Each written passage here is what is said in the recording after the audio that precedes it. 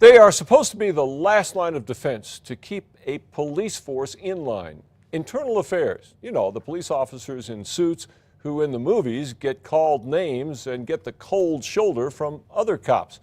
So what was IA doing during the wave of APD shootings, lawsuits, and cop arrests that led to the continuing federal investigation of Albuquerque's police department?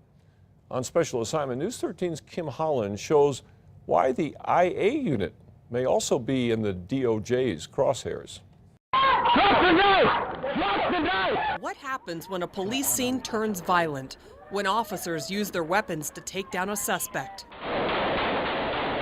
And what about allegations of police officers abusing their power? All questions the Internal Affairs Unit has to tackle. IA is located inside this office across the street from APD headquarters, away from the prying eyes and the officers they investigate. They handle everything from the minor to the major. IA is made up of a team of sergeants, a lieutenant, and a commander.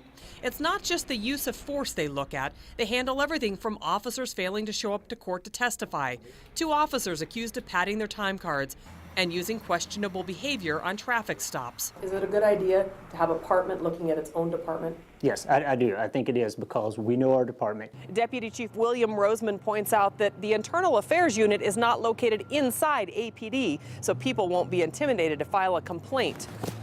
But the office is just across the street, about 50 paces away from APD. APD had to turn over thousands of documents to the Department of Justice.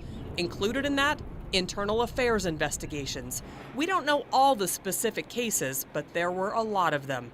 In 2012 alone, IA looked at 228 APD employees. Of those, IA found that almost 200 of them had done something wrong. So what happened to them? 2 resigned. 7 were fired. 14 were given a verbal reprimand. 43 were suspended.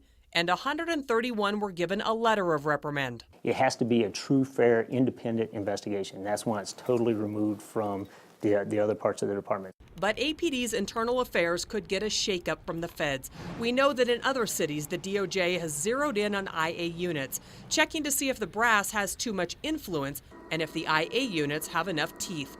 At APD, Internal Affairs does not decide punishment for officers. The chief does that.